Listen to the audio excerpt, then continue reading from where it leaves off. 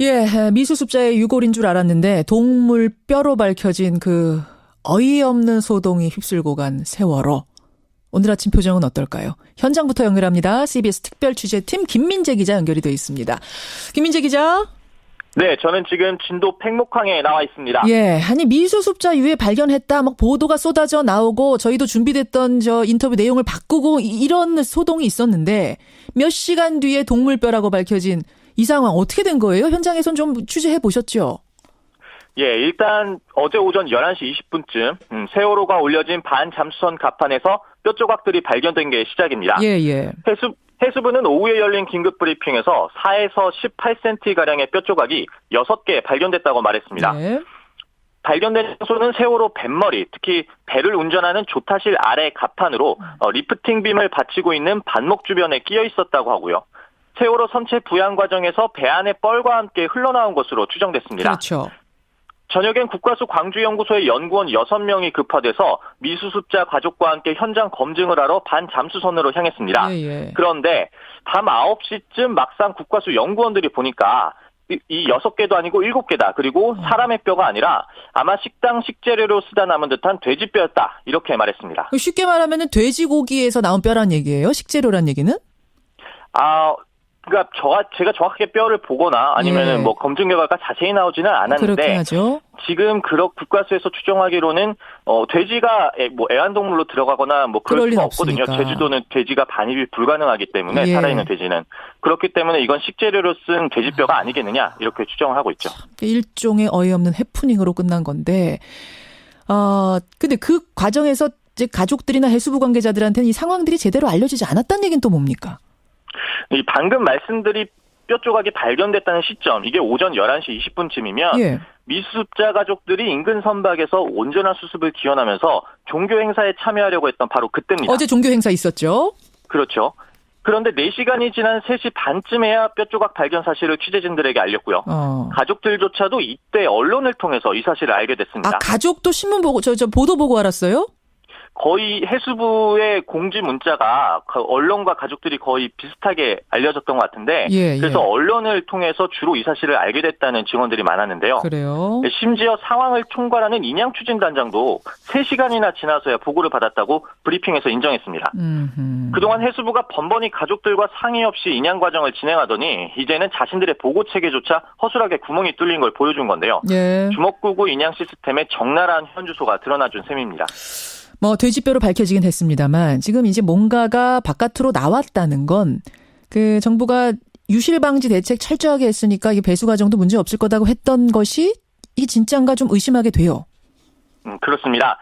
사실 이번 사건의 핵심은 지금껏 해수부가 유실방지책을 완료했다고 했는데 수색 작업도 아닌 인양 도중에 의도치 않게 유실 사태가 발견됐다는 점입니다. 비록 이번엔 돼지뼈가 반잠수선 갑판 위로 떨어졌지만 그동안 미수습자의 유해나 유류품 또는 세월호 참사의 핵심 증거들이 이런 방식으로 바닷속 어딘가 떨어져서 급류에 떠내려갔을 수도 있다는 얘기죠. 그렇죠. 그러니까 그동안 유실방지망 두르고 펜스 설치하고 잠수사 동원해가지고 해저도 꼼꼼히 보고 한다고 해왔었잖아요. 그렇습니다. 그런데 정부 발표는 그랬는데 실제로는 유실방지책 곳곳에 허점이 보여서 문제가 제기되겠죠. 특히 인양 과정에서 가장 우려되는 시점은 지난 24일 전후입니다. 그날이 어떤 날이죠? 이날이 어떤 날이냐? 전날 저녁부터 밤새도록 세월호의 선미 좌연 램프를 제거해서 가로 7m, 세로 11m 구멍이 뚫린 날입니다. 그날. 그렇죠. 또 저희가 어제 단독 보도한 대로 인양 당국이 조류가 더 빠른 데다 위험하고 원래 계획보다 멀기까지 한 곳에 반잠수선을 몰래 옮겨놓고는 소조기 시간이 얼마 남지 않았다라면서 세월호를 이곳으로 서둘러 이동시킨 날이기도 합니다. 김현정 앵커도 생각을 해보시면 배 뒤에 커다란 구멍을 뚫어놓곤 시간 없다고 유실방지망도 안 두르고 해저에 깔아둔 펜스 밖으로 나가서 3km를 항해하는데 오늘 같은 유실 사태가 물속에서 벌어졌다면 이때 사라진 것들을 어떻게 찾겠습니까? 이번에는 돼지뼈였지만 혹시라도 미수습자의 뭔가가 새나갔을 가능성 이걸 생각하면 좀 아찔한 거네요. 그렇죠. 그러면 그 누구도 이 사태를 책임질 수가 없는 일이 벌어지는데 그런데도 유실보강책도 없이 원래 계획대로 30일 목포로 출발하겠다면서 인양을 서두르는 당국을 보고 있으면 이 자칫 껍데기 인양이 되는 건 아닌지 우려됩니다. 그래. 지금까지 진도 팽목항에서 전해드렸습니다. 예, 김민재 기자 수고하셨습니다. 팽목항을 연결해봤습니다.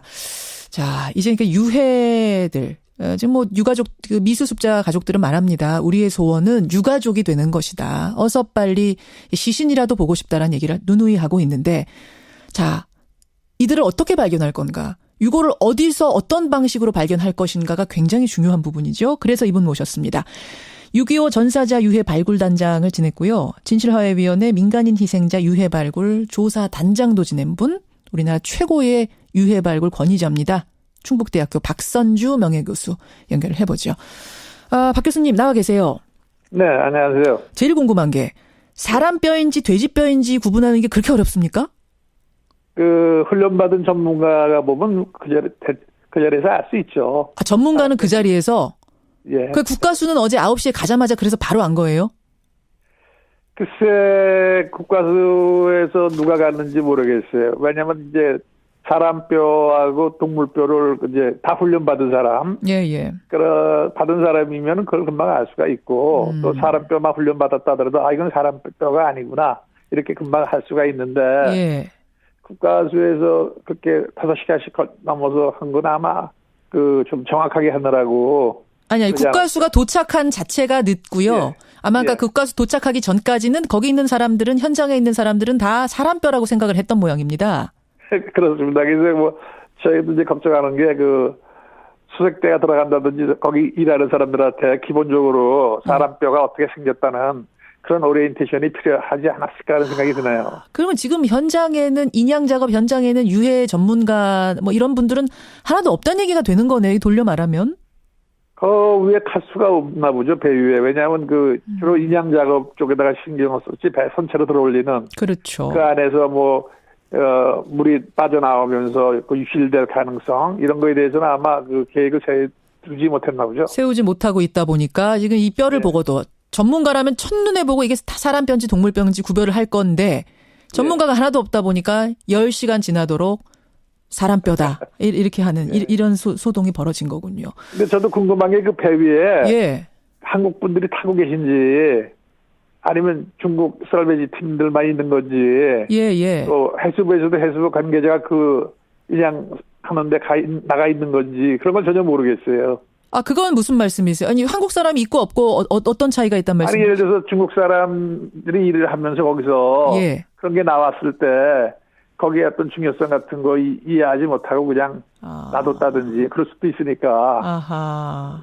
예. 걱정되는 점이 이번 소동 보면서 여러 가지가 있단 말씀이신데 예. 이제 무트로 옮기고 나면 본격적인 수색 작업이 시작이 될 겁니다. 예. 시간은 어느 정도나 걸릴 걸로 예상하세요?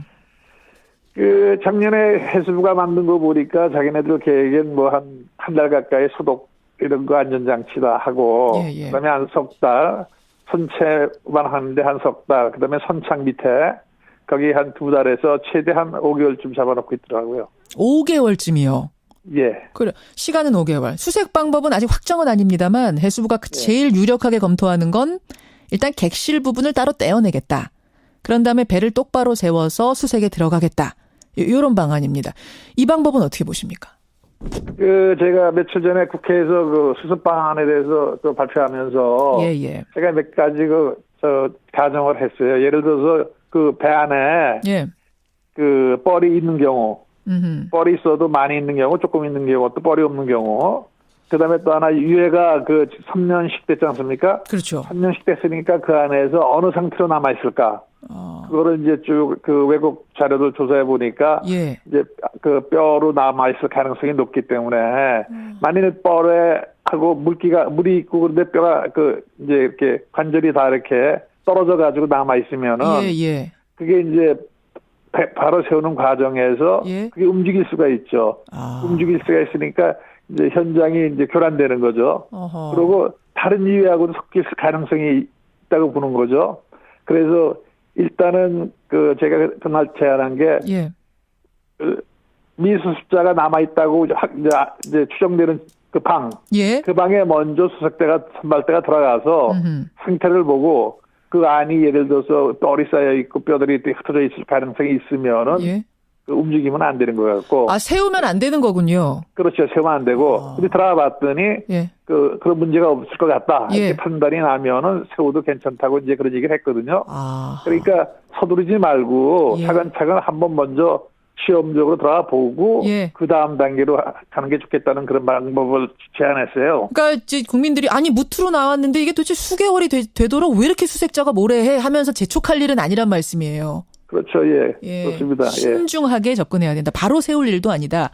예. 지금 해저 수색 작업은 진행 중입니다. 왜냐하면 이게 이제 움직이는 동안 혹시 뭐라도 이게 유실됐을까봐. 근데 그거를 중국의 상하이 셀비지 잠수부들이 하고 있어요. 예. 해저 수색 작업은 그냥 그들한테만 맡겨도 되겠습니까? 사실은 잠수부가 들어가서 바닥을 이렇게 눈으로 이렇게 훑고 다닌다는 거, 그게 조금 좋은 방법은 아니라고 생각이 되네요. 그래요? 왜 그렇습니까? 그런 걸 갖다 쌍끌이 이렇게 하듯이 예. 쭉 끌어가지고 들어 올려서 그다음에 물로 이제 다 닦아내면 그 판에 남아 있는 것들, 예. 거기서 뼈 조각이나 또는 치아 같은 것들이 빠져 흘러나갈 수가 있었다고 보여지는데, 예. 그런 걸 찾아내는 작업을 좀 해주는 게 좋지 않을까 생각되네요. 아, 그러니까 눈으로만 이렇게 슥슥 보고 다니는 거 말고 쌍끌이로 쫙 바닥을 좀 훑어내는 작업하면 어떻겠느냐? 훑어내서 들어 올리면은 이제 그 사이로 물은 다 빠져나가고, 예. 위에 걸리는 것들이 있을 텐데, 그런 것들도. 그거를 갖다 다 이제 조사해야 되죠. 지금 이제 배가 빠져나간 뒤에도 그건 할 수 있는 거잖아요. 펜스는 쳐놨다고 하니까. 그런 작업 좀 이어지기를 기대해 보겠습니다. 예. 교수님, 오늘은 일단 여기까지 듣겠습니다. 고맙습니다. 예. 예, 우리나라 최고의 유해 발굴 전문가입니다. 충북대학교 박선주 명예교수였습니다.